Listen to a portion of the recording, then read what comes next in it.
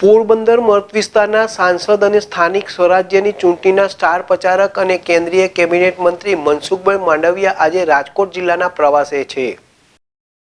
રાજકોટ જિલ્લાની જેતપુર, ધોરાજી, ઉપલેટા, ભાયાવદર, જસદણ નગરપાલિકાની ચૂંટણીમાં ભાજપના ઉમેદવાર કાર્યકરો સહિતનાઓ સાથે ચૂંટણીને લઈને એક બેઠક કરવાના છે। ત્યારે જેતપુર નગરપાલિકાની 11 વોર્ડની 44 બેઠકો માટે ભાજપ દ્વારા 42 ઉમેદવારોને ટિકિટ આપવામાં આવી છે।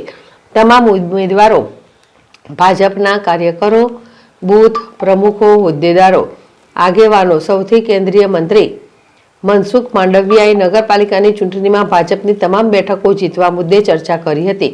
સાથે જ આ બેઠકમાં કેન્દ્રીય મંત્રી સાથે જિલ્લા ભાજપ પ્રમુખ, જિલ્લા પ્રભારી સહિત ભાજપના આગેવાનો, ઉમેદવારો અને કાર્યકરો ઉપસ્થિત રહ્યા હતા।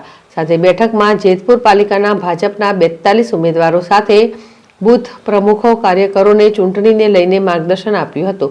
સાથે જ સમગ્ર બેઠક દરમિયાન મીડિયાને બેઠકથી દૂર રખાયું હતું।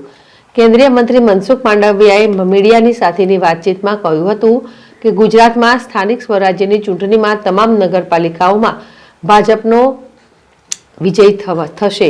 સાથે ઓડિશામાં પણ પહેલી વખત ભાજપની સરકાર બની છે। સાથે હરિયાણામાં પણ ભાજપનો વિજય થયો છે। તેમજ દિલ્હીમાં પણ 27 વર્ષ પછી 70માંથી 48 સીટો ઉપર વિજય થતાં ભાજપની સરકાર બનશે। તે જ બતાવે છે કે સમગ્ર દેશમાં ભારતીય જનતા પાર્ટી આગળ વધી રહી છે, જેથી દેશની જનતાનો વિશ્વાસ ભાજપ પ્રત્યે વધી રહ્યો છે। Suresh Bhalia, ZS TV, Jetpur.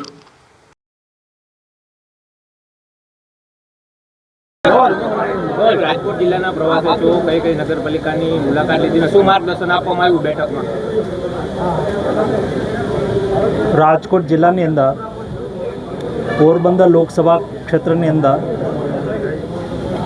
ધોરાજી, ઉપલેટા, ભાયાવદર, જેતપુર વગેરે નગરપાલિકાની ચૂંટણીઓમાં મારો પ્રવાસ રહ્યો। પ્રવાસ દરમિયાન જનતાનો ભારતીય જનતા પાર્ટી પ્રત્યેનો લગાવ મેં જોયો, વિશ્વાસ મેં જોયો। નરેન્દ્ર મોદી પ્રત્યેની શ્રદ્ધા, ભારતીય જનતા પાર્ટી પ્રત્યેનો વિશ્વાસ, એના આધારે હું એટલું ચોક્કસ કહીશ કે ગુજરાતની 66 નગરપાલિકાઓની ચૂંટણીની અંદર ભારતીય જનતા પાર્ટીનો વિજય થશે। જે રીતે સમગ્ર દેશની અંદર અત્યારે ભારતીય જનતા પાર્ટી આગળ વધી રહી છે। તાજેતરમાં ઓડિશાની અંદર પહેલી વખત ભારતીય જનતા પાર્ટીની સરકાર બની। હરિયાણાની અંદર ભારતીય જનતા પાર્ટીનો વિજય થયો અને 27 વર્ષ પછી દિલ્હીની અંદર 70માંથી 48 સીટ સાથે ભારતીય જનતા પાર્ટી સરકાર બનાવવા જઈ રહી છે। એ સ્પષ્ટ કરે છે કે દેશની જનતાનો વિશ્વાસ